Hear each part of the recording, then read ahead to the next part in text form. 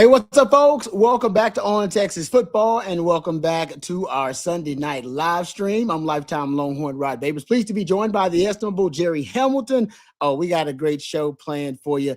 Got a very special guest that's going to be joining us a little bit later on. The latest commitment for the Longhorns in the 2027 class, running back, great-looking young running back out of Arizona. And, hey, we're used to really good running backs out of Arizona, but Noah Roberts is going to join us later on. So thanks, Jerry, for working hard on that, getting that confirmed for us. So we're excited about that. It's coming up probably about whenever he joins us. We're around 7:30, but whenever he joins us, boom, he'll just come in and he can derail the show in any direction he wants to. It's going to be fun. But any direction you guys want to take the show, you know how it goes. It belongs to you. Questions, comments, throw them out there. We'll try to address as many of them as we can. Super chats always jump to the front of the line, and you can interrupt the show at any time. Shout out to our sponsor, our presenting sponsor, our friends at Rogue Shop. We'll tell you more about them. Shout out to Prize Picks. We'll tell you more about them coming up a little bit later on as well. Happy birthday to Corman Cavill. Yes, I got a couple of Corman Cavill stories we can get into a little bit later on. So thank you, CB, for keeping us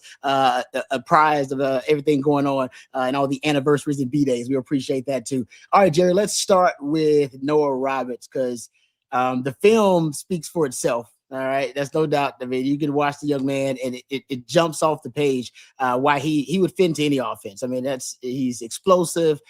He's fast. He's got acceleration. I think he's got great contact balance as well too.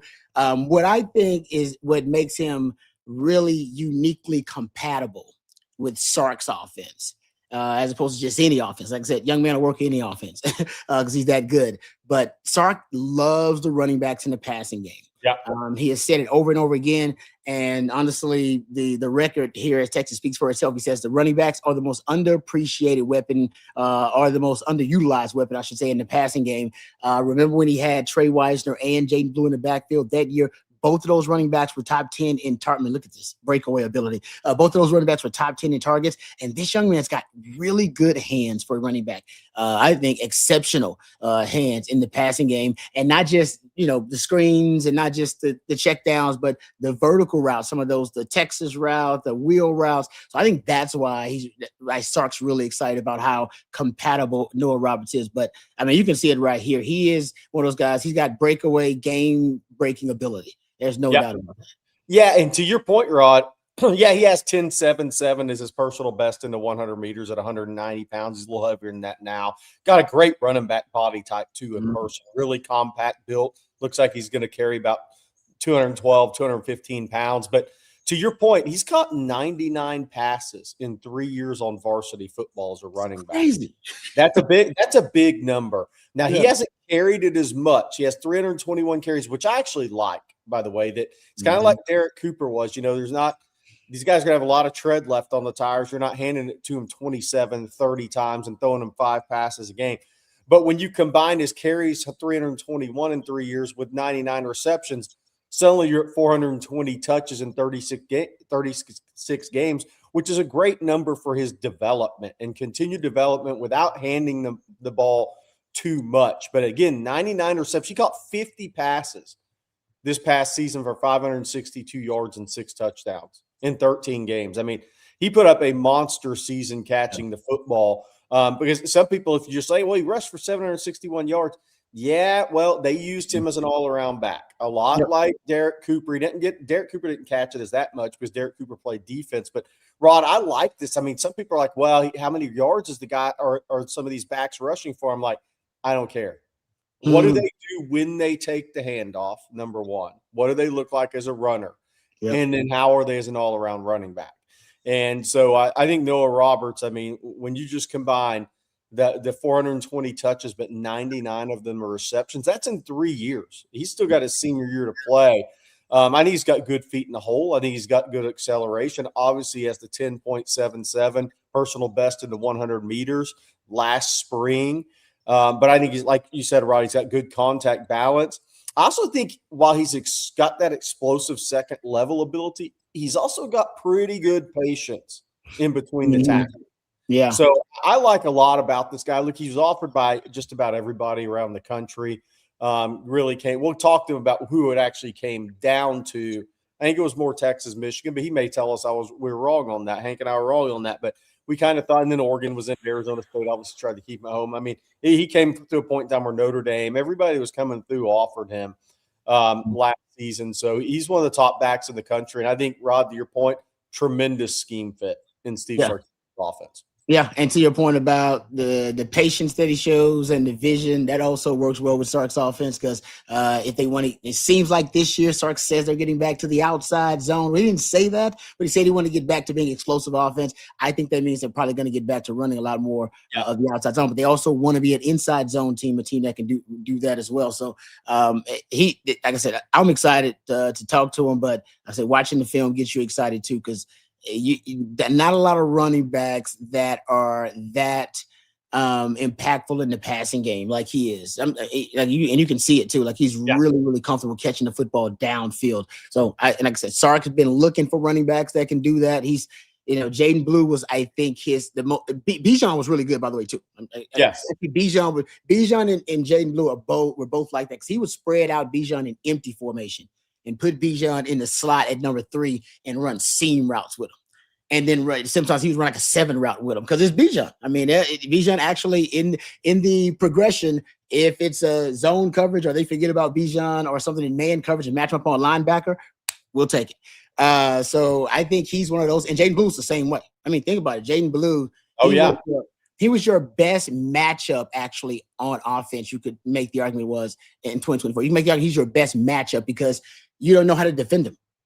When they would put him in the slot, he was tough to defend, and they would put him in the backfield and run routes out of the backfield. Georgia had problems with it. Ohio State had problems with it. When the big dogs have problems defending that player out of the backfield in that formation and how he's weaponized, it's an issue. And I think Sark's looking for that again. I think he wants a little bit of that again. He might get some of it with Raleek Brown and Hollywood Smothers, but I don't know if can they be the vertical element downfield. I think both of them, he's going to use them a lot in the passing game. We know that. Yeah. But can he get that Jaden Blue Bijan element where, oh, no, you better be worried about him, 10 yards downfield. He's still a threat to catch the football. Those are the only 2 guys Texas had there at running back under Sark. They were like that. Yeah, no doubt about it. And look, somebody's asked, Cisco the SS asked how about pass pro? That stuff kind of, you see more of that once they get to college, right? I mean, these are juniors in high school, but he plays in a really good offensive system, by the way, there at Basha High. We'll get into some of that with him. But, yeah, Rod, I just like the versatility. But you know what else I like? That he raised his hand. I mean, look, there's competition at Texas, right? There's competition at all these places. And he didn't just raise his hand. He raised his hand early. He kind of staked his claim to the 2027 class at running back. He was like, right here. Let's go compete. I mean, I like that about him as well. And we'll get into a lot of that. Look, he played a really tough schedule too. He actually played South Point High, where obviously Bijan went, but played a lot of Chandler Hamilton. He played all the top teams there because obviously they're in Chandler, Arizona. They were 12-1 this year as well. They beat Brophy College Prep, which has a ton of talent in Phoenix area private school. They beat Williams Field, who Texas signed a deep snapper out of there. They beat Mountain View. They beat Queen Creek. They beat a lot of South Point Catholic. They lost to Hamilton. That was their only loss, which Hamilton is one of the top 2 or 3 teams in the area and in the state every year. They beat Perry. They beat Williams Field twice, and they beat Liberty, and then they beat Chandler. So, I mean, they played in Mesa as well. They played a really tough schedule in that Phoenix area in the state of Arizona, and they went 12-1 on that schedule. So in 6A, by the way, in 6A Southern Division. Yeah, I will say this to the point about the pass protection. Obviously, with young running backs, pass protection, ball security, always the 2 boxes they got to check before they can get on the field. That's why everybody believes Derek Cooper is going to play because the coaches said that's not an issue. Ball security and pass protection, not an issue with that young man. And it was the same thing for a young Cedric Baxter too. So if he's a high level running back and he comes in and masters those 2 things really well, I mean, that's what keeps a young running back off the field. Usually running back is in terms of just being able to be a ball carrier, that's the easiest part of the gig for the young running backs. That's just all instincts, footwork. But when it comes to the pass protection, you got to learn the offense, you got to learn the pass scheme, and you also you got to learn. Some guys got to be more physical because it is your physicality is tested as a blocker in the passing game. So yeah. and I think so much of the pass pro, Rod, is at least with the guys recently. We've talked about it. Mature guys. Cedric Baxter was a mature human being. Derek Cooper is a mature human being. I think there's a way you approach your work, young backs out there. And Derek Cooper, I think from a pass pro standpoint, he came into college from as good a position as you can because he also played linebacker. Yeah. He's seen it from both angles. Yep. It's a good point. Yeah. And at the physicality too. Physicality of it. Yeah. Yeah. But both those guys are mature guys. Covering them both, going to school to see both those guys. Cedric Baxter was always very mature in his approach. Derek Cooper, always very mature in his approach. So the fact that those guys have caught on quickly, have impressed from a pass pro standpoint, like you said, it's more than taking handoffs. I think it's the way you attack it. And I think both those guys came to Texas mentally mature and up for the challenge. Yeah, no, I agree with you about that. All right, we'll get to, I know you guys got some questions. We'll get to some questions here. Also, I want to ask you this. So we're talking about running backs in the running game. Do you have a pick for who you think is going to be the leading rusher? I know on this team this year. Yeah, because I think it's going to be Raleek Brown, and I've been saying that from the beginning. That's nothing against Smothers. I think he's going to be great too.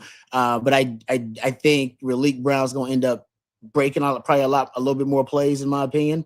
And I think that'll probably end up being the difference. He'll have more explosive runs in the end. The only thing I wonder of him is, are the receptions going to outweigh rushing yards? Or, is that going to take away from his rushing yards because of how he's used? That's fair. So maybe all-purpose yardage. He should be the best on this team because he should be a weapon in the pass catching game out of the backfield. The other thing that's interesting is with that is how much of a dent can Derek Cooper make on either one of those guys? So, and if he made a dent there, it'd probably be more towards Hollywood Smothers, Rod, because of the styles of runner. There's Raleek is stop, start, dart guy. I mean, he's a different type of back than Smothers and Cooper, but Cooper's closer to Smothers. He's a bigger guy. It's different frames, but the more the patient, the inside runner can bounce it outside. I kind of wonder how that's going to play out, but I think Brown will have the most all-purpose yards of the three backs, of the two guys who are going to put up the numbers. Yeah, I see W. Brad says Raleek Brown. Is Raleek a poor man blue? No, because like I said, Jaden Blue, he had that unique quality to be a vertical threat down the field in the passing game as a running back. And I'm not sure Raleek has that. But maybe there hasn't been, maybe there just hasn't been, a part of his game, and maybe Sark will open it up to that. But I haven't seen him really do that when I've watched him. He's good in the check down and those swing screens. Going to be Arch. I would say Arch actually, if I'm not mistaken, I believe Arch this season led you in 20, 30, 40, and 50 and 60 plus yard runs. Yeah. If I'm not mistaken, I'll go back and check it, but I believe Arch actually led you. He was your most explosive runner because he led you in all your explosive run categories. If I'll say this, if it was for just responding to people in the chat, if Arch is anywhere close to the leading rusher, things have not gone well. No, I agree with that. I'm not saying it was good last year. I just said it. Yeah. No, some people are like, oh, Manning 500 plus. I don't want him anywhere close to that number. That means things haven't gone well. I mean, you've either been riddled with injuries on the at running back, or things have not gone according to plan from an offensive line or running back standpoint. Guys can't hold on to the ball. There was a lot of things that could cause Arch's rushing numbers to go up, and none of them are good for the season, in my opinion. That's the one thing I would say. I will say this about Raleek: the differences between him and Jaden Blue. I think Blue, I said before coming out of high school, Blue had as good a hands in 7-on-7 as any running back I've ever covered. I mean, it was just – and now he had some drops in college. He did, but when I just coming out of high school, he was ridiculous catching a football on a 7-on-7 field on a Friday night field. I think Raleek's a better pure running back with ball in hand, taking a handoff than Jaden Blue. I think he's a better runner, instinctive runner than Jaden Blue. Yeah. No, I could believe that. But yeah, but Jaden Blue, that's what like I said. You go look at those games down the stretch in 2024. He was a nightmare matchup for Ohio State and Georgia. Both of them. Yeah, he made it play against A&M, right? A&M too. Yep. Down the stretch, Yes. he could not figure out how to defend him from the backfield because he's basically got some of the skills of a wide receiver past the line of scrimmage. But they got him lined up in the backfield. So how do I put a DB on him? Because putting a safety on him probably would have been the best move if he was going to run a vertical route downfield. But what do you do when it's a little quick swing screen and you got to come up 8 yards and tackle Jaden Blue in the open field? That's not a good situation either. No. So it was hell on wheels. I think Sark wants an element of that. Maybe Riley Brown will be that element. Well, he's walking into the catbird seat because Cam Coleman, Ryan Wingo, the other wideouts are going to take. That's the ability to keep a safety back this year. I mean, they may force the safety's hand a little bit, play a little deeper rod, or the linebacker's going to have to play half a step deeper. That's ideally what you want. And then, man, if you have a running back that's a GoDaddy out of the backfield, watch out. He should get a lot of terrific explosive play opportunities on this team if it's flowing well. Yeah, just a simple check down could just turn into a big play. And that's what happened, honestly, a lot in 2024 with Wisner and Blue. It'd be like a little check down, they break a tackle, and then off to the races. All right, before we dive into some questions, I want to make sure we get a shout out to our sponsors before our special guest, Noah Roberts, joins us. So let's first thank our lead sponsor, our friends over at Rogue Shop. We appreciate them, and you will as well, rogueshop.com. Use that discount code on Texas, and you'll get a very special discount from our friends over at Rogue Shop. They ship nationwide, no matter where you are in this great country of ours. Our friends over at Rogue Shop can get their fantastic products to you, and they can get them to you ASAP. Now, maybe you're dealing with just aches and pains from battling Father Time. Maybe it's from your playing days, like me. Maybe it's sleep deprivation. Maybe for you, it's just general anxiety you're dealing with. Try some of the items over at Rogue Shop. They're fantastic. They also can help you battle those ailments successfully, overcome them successfully. They're bringing real plant medicine back to its roots, and they have it all from oils and creams to flour, gummies, and vitamins as well. And like I said, they ship nationwide. Don't forget, use that discount code. You see it right there on your screen on Texas, and you'll get a very special discount from our friends over at Rogue Shop. That's rogueshop.com, bringing real plant medicine back to its roots. All right, let's also thank our friends over at Prize Picks. Prize Picks, folks, are also one of our great sponsors, and they're just making your sports watching experience just that much better. And I'll say it again, if you're not picking with Prize Picks, you're doing yourself a disservice. It takes everything up a notch or two because now every possession matters, every at bat matters, every goal matters. You're not just watching, you're invested the whole way through. And if you're good at it, there's a lot of upside for you. It's easy. It's no deep dives unless you want to go deep dive, and you can do that. You can go rabbit holding like I like to do.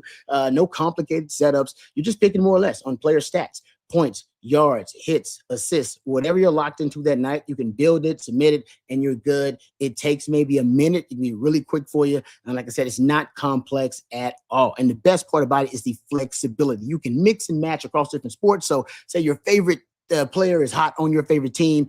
Easy. You can roll with that, and you can mix and match that across basketball, baseball, hockey, golf, whatever you want to do, whatever you're into, whatever you're watching, it already fits in. And that's the best thing about our friends over at Prize Picks. They make it really, really easy. And that's the whole deal. You can trust your gut. You can lock in your picks. And now every single play actually means something to you. So check out Prize Picks. It's available in all 50 states, including right there in the great state of Texas. And if you haven't jumped in yet, now's the time. Download the app for yourself. Use the code HMA. Play $5 and you'll get $50 in lineups instantly. So play 5 and you'll get $50 in lineups instantly. Simple as that. Use that code HMA. And as always, play smart, play responsibly, and play Prize Picks. All right, let's get back to some questions here, and then we'll wait for our very special guest coming up for us. All right, let's first. Oh, we got a super chat from Juan. Thank you, Juan, for the super chat. It says, Ed Jerry, I am in Fayetteville, North Carolina. Any good football recruits here? Oh yeah. I don't know. I'm thinking about Fayetteville right now. John Archer, the defensive lineman that Texas offered, but they didn't really make a big push for him. He's out of 71st in Fayetteville. He's committed to South Carolina. That's a school that has 2 or 3 defensive linemen. Most of the other guys in the state right now are in that Research Triangle area, in the Charlotte area. Garner obviously has some guys, but Fayetteville's had some really, really good players over the years. And I am getting so old that I can't remember even the two guys I went to see that were NFL players. Hold on, I'm pulling them up. I went to see two guys from the same high school in the same class that both made it to the NFL, and I'm gonna have to find those guys, and I think they're at Pine Forest. Let me see. But there's so many good players in North Carolina. They're kind of it. Oh, my guys were Harold Landry, obviously a Pro Bowl. Pro Bowl linebacker. Okay. Yeah. He was the number 2 player on that team. He ended up going to Boston College, wasn't highly recruited. Hey, is he too short? Is his arms too short? Pro Bowler. The other guy on that team was Lamont Galliard, who was a 5-star guy, went to Georgia. Yeah. He's a center in the NFL. Those two guys, made the trip out to see both those guys when I was doing the job nationally years ago, and they were both super impressive. But Fayetteville's got a lot of ballers, but also have a lot of basketballers now. That's a basketball area. You're in that you're getting close to Tobacco Road. Those kids grow up playing basketball and move to football if basketball isn't the one for them. Good point. Everybody grows up hooping. Right. Everybody grows up hooping in that state now. That's a great point. I didn't think about that. And I haven't finished doing usually every year after the draft, I do my metro area breakdown of players who were drafted from what metro areas across the country are producing the most NFL players. I've been doing it, honestly, I think since 2020. And Charlotte is growing. A couple of those places in North Carolina are starting to really become fertile recruiting grounds. They really are. So I can definitely see North Carolina being a hot spot. And Smoke, what part of North Carolina is Smoke from? Smoke is from Huff High, which is north of Charlotte. Right, he's literally, I bet he grew up within 2-3 miles of Davidson College, where Steph Curry went. That's right. Now, high school's probably 2.5 miles from Davidson College. Okay. Yeah. No, I'm one. There's some good talent in North Carolina. And Texas dude added to it. He said Outer Banks. Absolutely. Like I went nationally this job. I'm lucky the job's taken me everywhere. I went to Havelock, way out in New Bern, I think it's called. They've had NFL guys come out of that's all the way on the coast. That's on the East Coast there, and hard to get to, a lot of hours driving.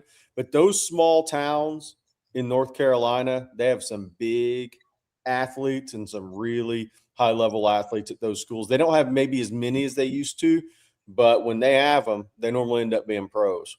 All right. Good question, Juan. Thank you for the super chat. We appreciate it. A couple of I like this from Antoine. Says, I was going to get into this anyway. Bo Ogden is a baller.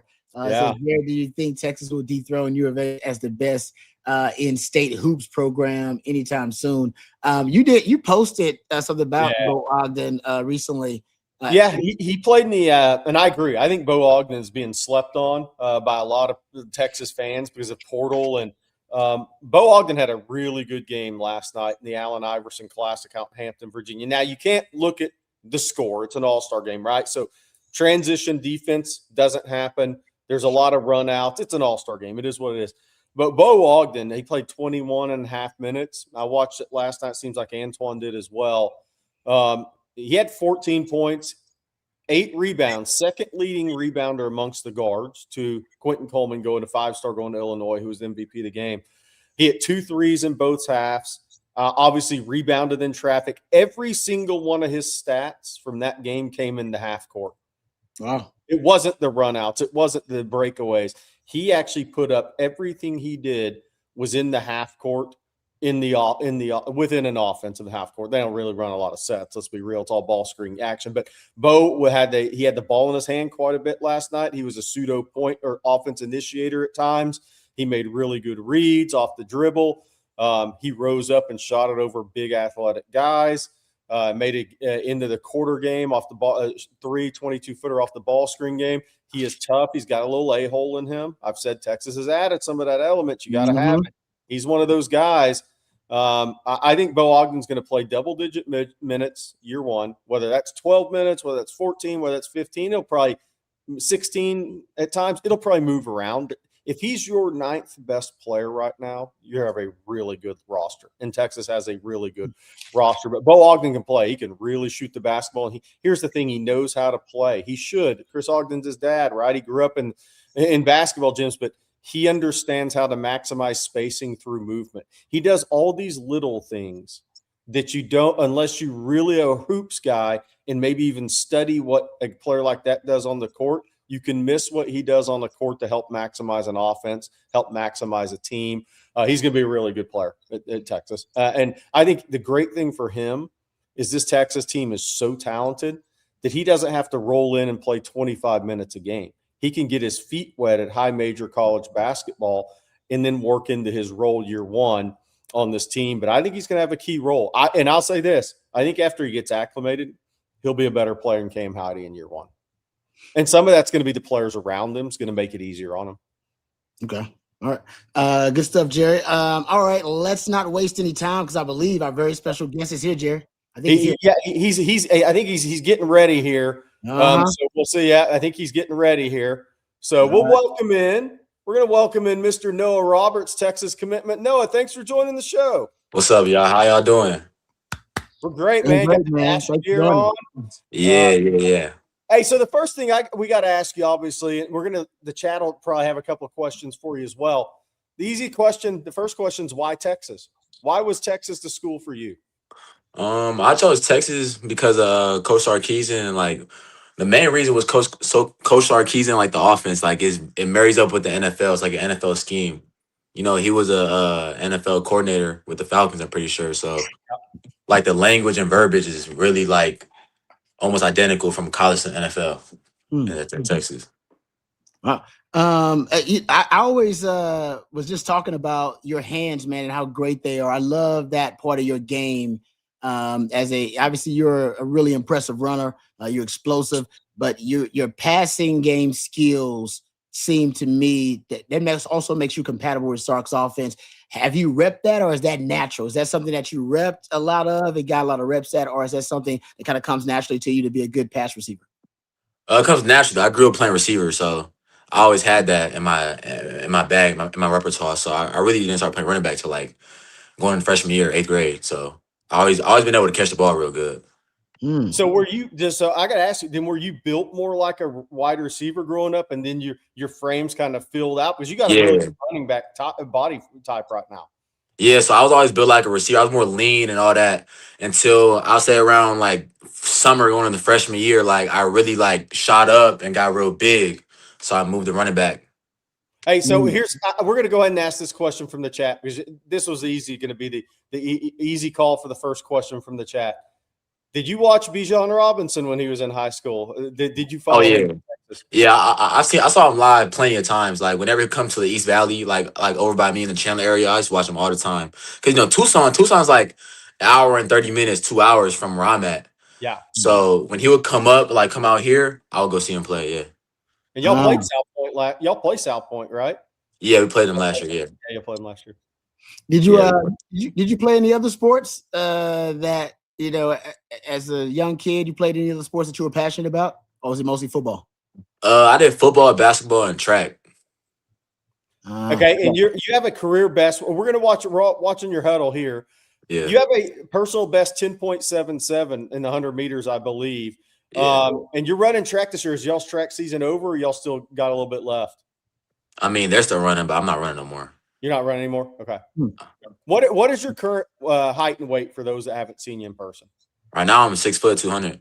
Okay. What were you on tape here last year?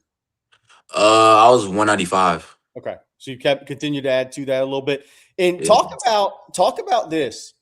To Rod's point, and now you kind of explained it, but you have 99 receptions in 3 years on varsity football at playing running back. That does not happen much. So we're not going to ask you about catching the football now. How was your transition to running back? What was the biggest thing you had to learn from a running back perspective? Really, like I feel like blocking scheme really like every run's different schematically. So it's really like figuring out like the blocking scheme and like where I'm going and who I'm reading really was the hardest part. But once you get like that stuff down, it becomes very simple. Hey, no, what's your favorite run play? Like, what's your favorite run concept that you like to run that you think you're really good at? Uh, my school we do a lot of perimeter runs, so I would say more of like a off tackle, like counter, pin and pull type. Yeah. Okay. So what was it that so your recruitment to Texas went through a little bit of running back coach transition, right? I Yeah. mean, well, I'm not even sure was Tashard Choice recruiting you at first, or I don't know if I got that point. Obviously, Chris Jackson, the receivers coach, has been a big part of your recruitment. Yeah. He's from California and he lives in Arizona in the off season or when he can.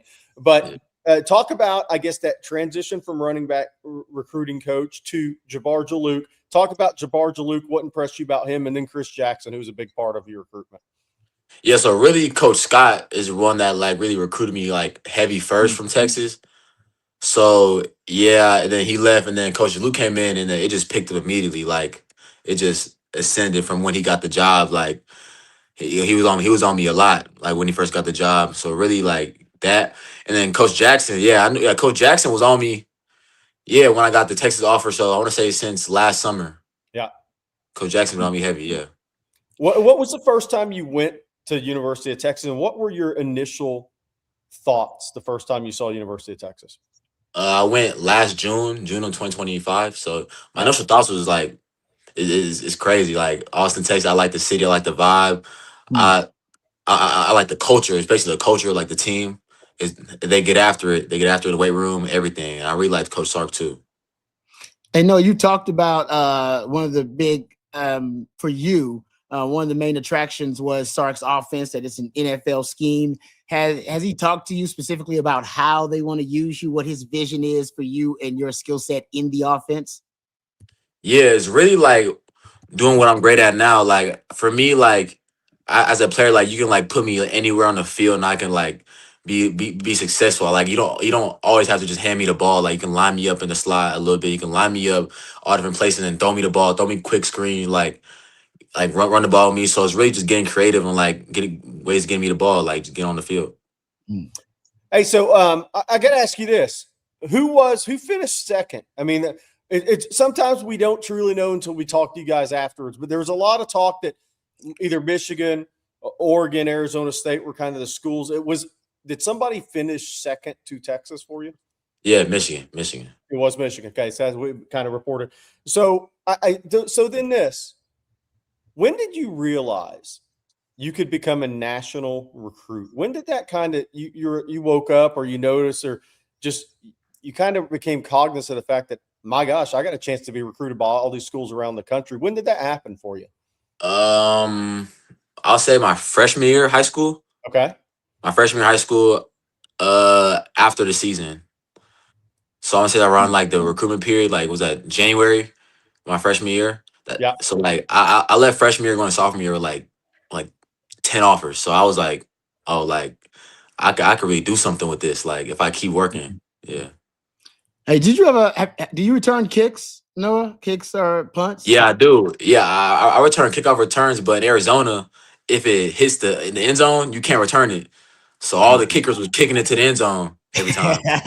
I wouldn't kick to you either, man. That's a smart move. Yeah. That's smart Hey, we football. got another question from the chat here. Doug Haywood, 1914 asks, Noah, what about your game and running style do you feel like you need to improve on? I'll say I'll say I'll say I need to show more of like like I could be like a Nick grit guy that I can like really get it done, like game on the line, I can get the first down type. You know what I'm trying to say? Yep. Mhm. And Yeah. then Cisco Diaz follows up with, who do you mold your game after? Is there any running back that you really kind Yeah, of? I'll say two. I'll say Christian McCaffrey and Bijan. I those two. Yeah. Okay. No, are there any guys on the team that you've already gotten kind of close to or in communication with? I haven't really got close to no one yet, but I'm sure soon I'm gonna get close with some players on the team. Yeah. All right. So I got to ask you this then. You made a decision earlier, probably, than some people thought you would. So, Yes. because people thought you'd go through the OV process, what led you to kind of saying, okay, I'm ready to get this behind me? I feel like really when I'll say April. Yeah, the last time I was on campus, I was like, yeah, like I think this is a place for me. So I just wasted no time just to get the commitment over with, so I can focus on my team in the offseason, really focus on my offseason instead of taking visits, taking all these trips. So yeah. What's your main goal this off season? But I should say before next season. What's your main goal as a player? What do you want to get accomplished? This offseason as a player. I mean, I really don't want to get no bigger or nothing. So I would say like just keep honing on my craft, keep working out, keep going to training every day, doing all that, just holding on like the little things, keep getting better at the little things, so I can get better at the other stuff. There was a question in our chat as well. I can't bring it up, but they asked, "Are you excited about playing with Derek Cooper?" Kind of some of that other back on campus. And how do you see y'all as similar talents if you've watched them? Yeah, I'm excited to play with him. I'm excited. I'm real excited. You know, it's another back in the room. So you always need 2 to 3 backs. You for sure need 2 to 3. So I'm excited to play with him. It'll be good. It's gonna be something special. Hey, no, somebody in the chat wants asked the question. You consider yourself an inside runner or an outside runner? Inside or outside? I'll say a mixture of both. I feel like I can do both. I feel like I can do both. Somebody also asked, "Do you know what you want to study yet? Have you got that far down? What are your interests?" Yeah, I want to go on the business route. Okay. But I don't want to do just general business. I just want to do something in the business route because I want to become a real estate agent. So I want to get in that. Well, that's Austin's a good area. That's a good area. Hey, so I always ask guys, anybody in your family tree that was a college athlete or athlete, kind of where did it all come from, man? You aren't just born with it out of nowhere. Yeah, I come from like a baseball family, so so my dad got drafted 10th round to the San Diego Padres back in the day, and then my grandpa also played baseball there too. What position did dad play? What position did he? He was an outfielder. Oh, hey. Okay. Nice. Okay. And so I guess then goals for your senior year on the field. And you talked about kind of leading into it. Kind of what are your goals? I mean, because high school is going fast. It's not you're going to be out. You're graduating in December. I assume. Oh no, y'all don't have. Are you getting out in December? Yeah. Okay. Well, what are your goals your senior year? Obviously win another state championship because my school we won this past year. So win another state championship. Really just be like more of like a leader because our team's pretty young right now. So being more of a leader. And, you know, just having another great season. So I just want to have another great season, win state championship. You know, if we take care of everything, the individual accolades will come and the individual stats and all that will come. So I feel like just win a state championship, be a better leader. Man, it sounds like Stark right there. Yeah. Were y'all picked to win state or did y'all kind of somebody to win state? You know, we were picked. We had like 20 Division I players. Yeah, y'all have a ton of guys on tape. You can tell. Yeah, we were really good. So hey, no, how many? Who's another guy on your team that's really good that you also think is gonna play at the next level? Oh, we got a lot of them, but I'll say the most. The most like that y'all know is like Jake Hildebrand. He's a lineman. Oh yeah. O-line. He's a tackle. Yeah. Okay. Yeah. He's high major. So I guess answer me this. What did Jabbar Jalute tell you he liked about your game? Because obviously I don't know if he was recruiting you before he got to Texas because he was at Florida. So let us know if he was. But what did he tell you specifically he liked about your game? That I'm explosive. I can go to the crib like I can strike at any time. So he liked that I was very explosive. That I can really go. I got some juice to me, and I'm not small. Like I'm a bigger dude that can still go. And what does he tell you about frame wise? Where do they see you going to? You look like you're going to carry 212, 215 pounds. Pretty well proportioned.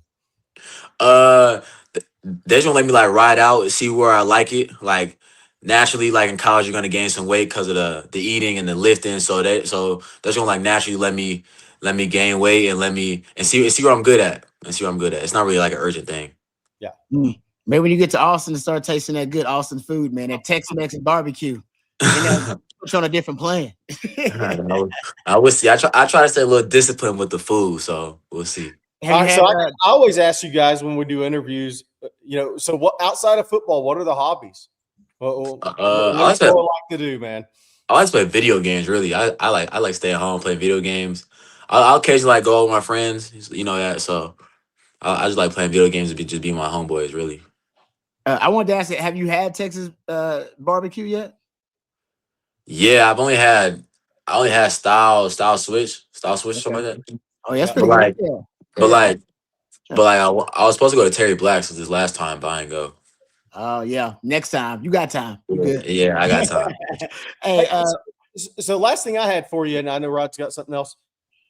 What's the profile like of the University of Texas in the Phoenix area? Obviously, they beat Arizona State in the college football playoff. Bijan's come out. There's been some other good players at Texas out of the Phoenix area. What's kind of the profile? What do kids say about the University of Texas in your hometown? Oh yeah, kids out here they love Texas really. Like, no, the Arizona State fans hate them. Yeah. So Arizona State fans hate them, but like, because I think like Arizona, like everybody moved to Arizona, so like not really kids are like from here. So kids are from like Texas, California, like they come to Arizona. So really like people come here as like Texas fans, as fans like that. So people out here love Texas. Like I'll be driving around and see like a Longhorn on someone's car, like that. Yeah, man. That family's everywhere, and they're excited about your commitment. So, Noah, thank you for taking the time, man. We appreciate it. Congratulations, too. And thanks for coming on with us, and hopefully we can get you back on sometime in the future. All right, bet. Thank you. I appreciate it. All right, thanks, Noah. Yep. All right. That's Noah Roberts, the latest commitment in the 2027 class for Longhorns at the running back position. He's legit, man. I'm impressed. Mature. That, like, look, man, I went to see Cedric Baxter in high school, went to see Derek Cooper in high school. I think maturity is something I really, as I've gotten older in this business, you just learn and you're like, okay, the huddle tape's great. Oh gosh, he's got really good hands. It's great. His track times are great. Yeah. What's he like to talk to? Yep. Mature. Those guys have a chance to come in and get on the field early because it's a mature guy's game more than ever because of the portal. So that's a great mature in your mindset. Especially if you're going to play as a young guy. I totally agree with that, Jerry. And he, I liked what he hinted at, that Sark is going to, he said Sark maybe moving him around, putting him in slots. The hands and the weaponization of him as a pass catcher is definitely going to be a big element in how Sark utilizes him. So I think he's trying to bring in another Jaden Blue-like player. I won't say Bijan because Bijan's a generational running back, but just say, and I think this young man had a chance to be that too, but he's bringing in a guy that he knows can be a instant matchup nightmare for the opposition in the passing game because they won't know how to match. Do you put a safety on them? Do you put a linebacker on them? Either one of those can be a mismatch depending on how you want to use them. So I think that's where they're going with. I think he misses Jaden Blue a little bit.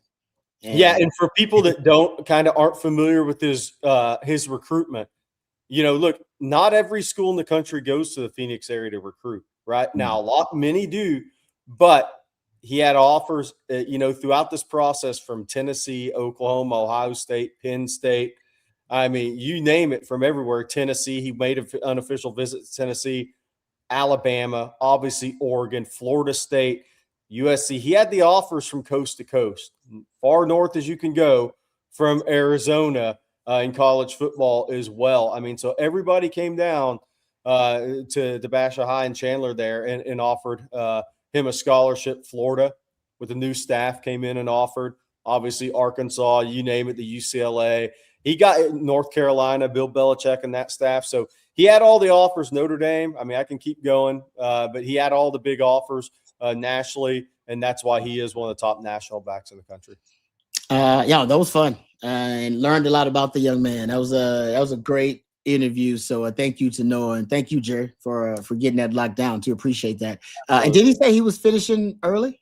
He is, and the reason it's hard to graduate from high school early in Phoenix, and in Arizona. I don't know if it's someplace because Christian Clark had an issue. He had to really work overtime to get out of high school in December.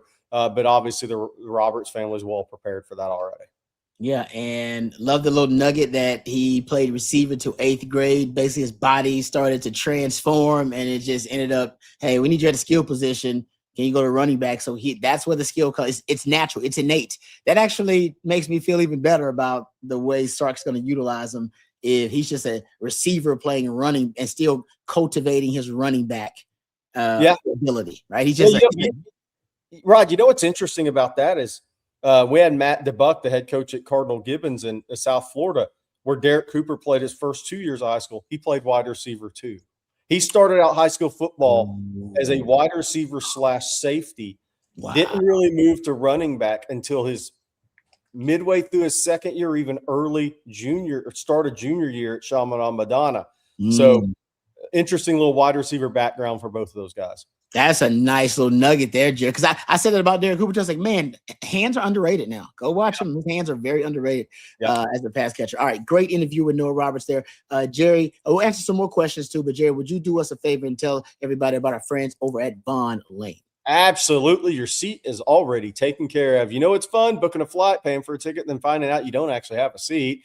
That's what some airlines are doing now. Lowest fares don't come with a seat assignment. Wow. You either wait to check in and hope for the best, or you pay up $80, sometimes more, just to know where you're sitting. And they're charging for bags too. It's like a subscription service for frustration. Who wants that? Here's an alternative. Vaughn Lane. Your seat already taken care of. A big oversized leather seat in the cabin with only 22 of them. Your bags, bring them, no charge. TSA doesn't exist. You board a private terminal inside a nice hotel, and from there is complimentary Wi-Fi powered by Starlink, snacks, drinks, hot towel service, and meals on select routes. It's what flying was supposed to feel like. Vaughn Lane has also added more departure times between Houston and San Antonio, and Fort Worth and Austin, so there are more options to fit your style. They serve Austin, Dallas, Houston, San Antonio, Fort Worth, Plano, the Woodlands, Nashville, Memphis, Atlanta, and Knoxville. Book at vaughnlane.com today and use code OTF26 for $20 off your first trip. What is Vaughn Lane? It's a private jet on wheels. Again, vaughnlane.com, OTF26 for $20 off your first ride.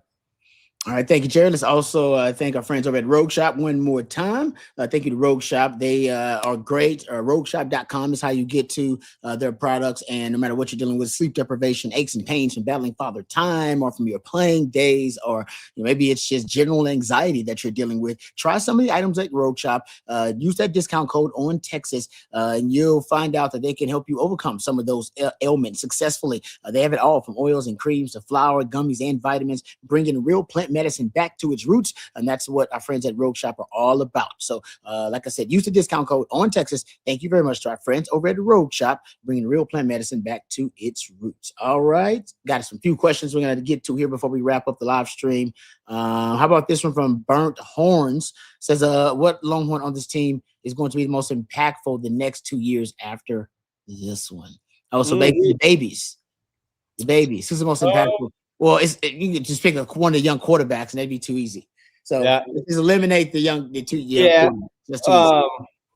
I mean, Jermaine Bishop's almost too easy right now. That's a good one. Richard Wesley, a guy who's forcing his way onto the field as an edge on this, in some capacity. Yeah, with all these edges, that's good. You want it. Texas needs it to be Justice Terry.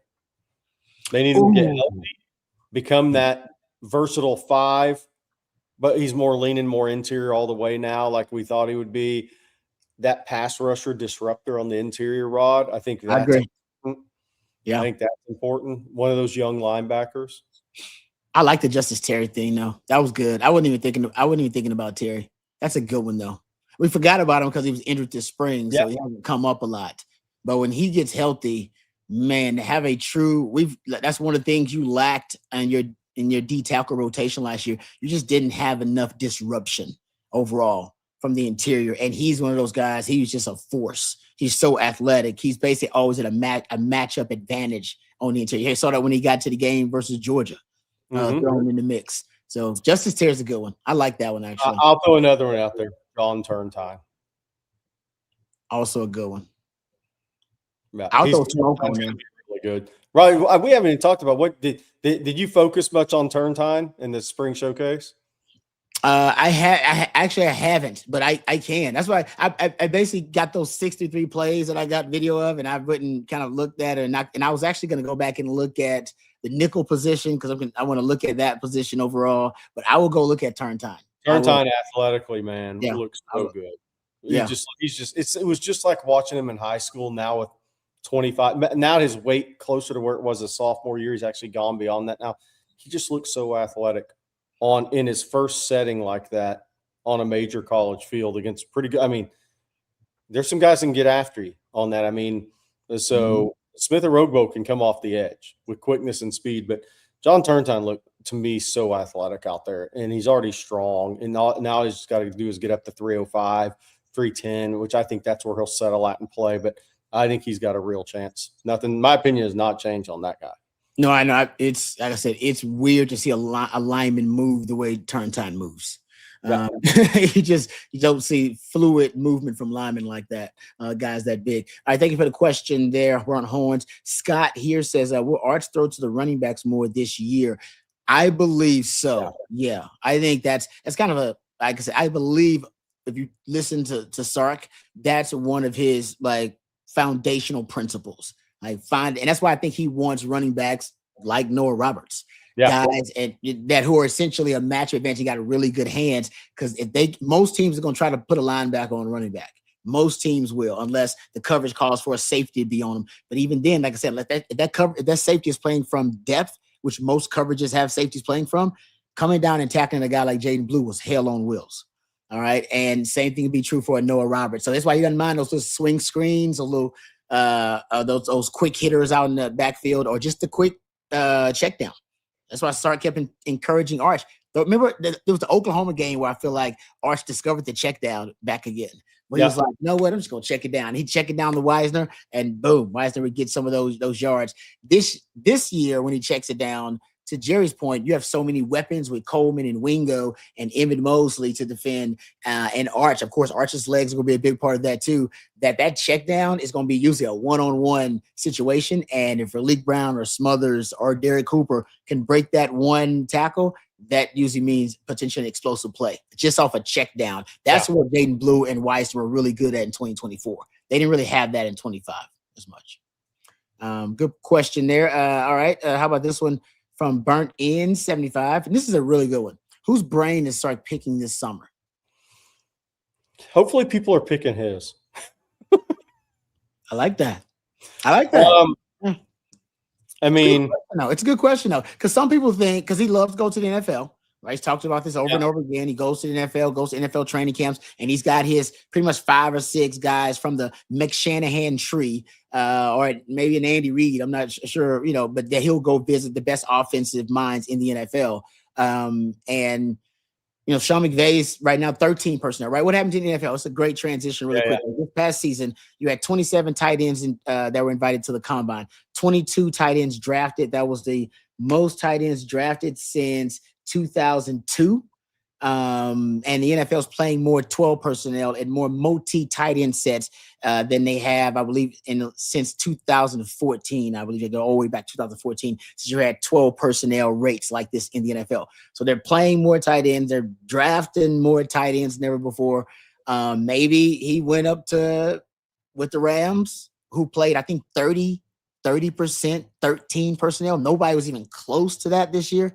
Maybe went up there to find out how do I utilize more of my tight end packages.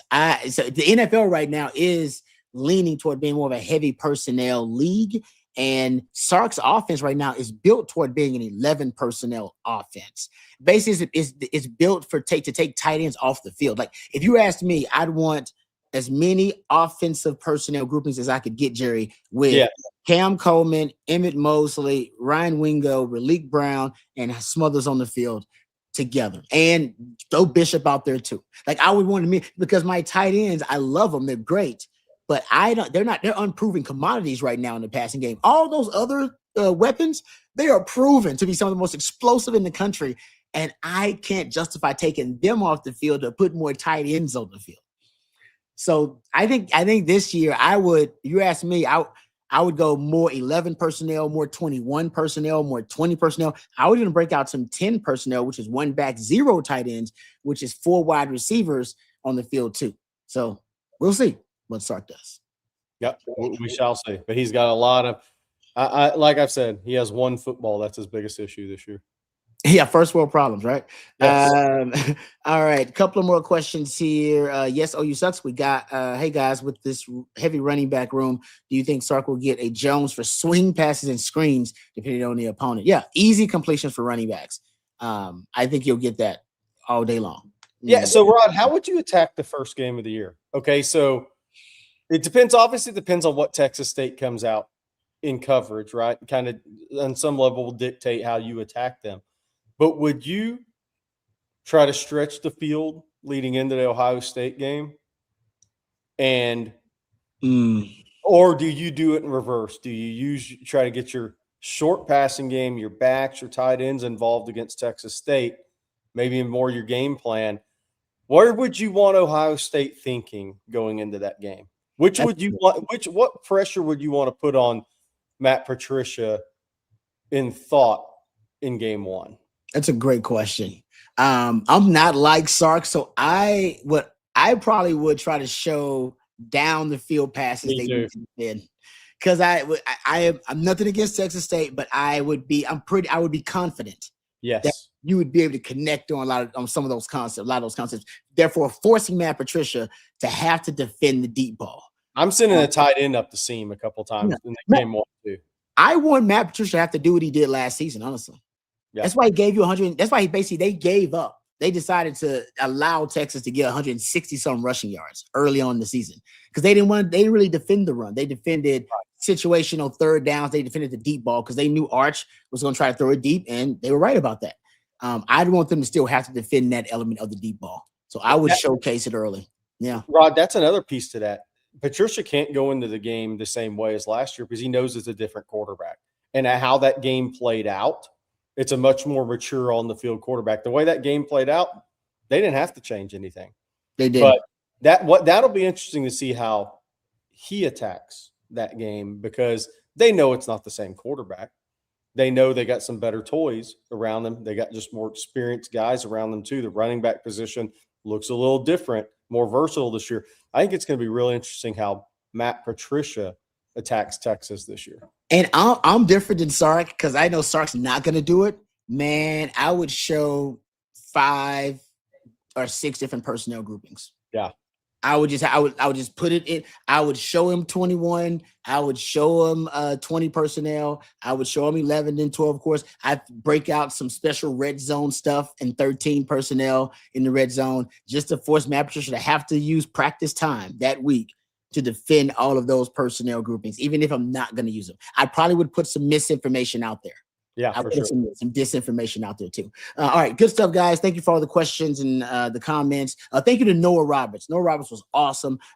Please go check out that interview if you didn't. It was really, really good. Thank you to Matthew behind the scenes. He's the real MVP. Thank you to our sponsors. Thank you to Rogue Shop. Thank you to our friends over at Von Lane and Prize Picks. If we missed any of your questions, we apologize about that. But you can always direct them to the gentleman, one of them right here at Coffee and Football, bright and early tomorrow morning. That'll be Bobby Burton and Jerry Hamilton. And also we'll have your Monday night live stream. We'll have the winning drive, the primetime edition with myself, CJ Vogel, Coach Bob Shipley. That'll be promptly at 7 p.m. tomorrow. So if you got any questions for us, you direct them to either one of those live streams. But in the meantime, for Jerry and for Matthew, I'm Lifetime Longhorn Rod Babers. Until next time, hook 'em horns.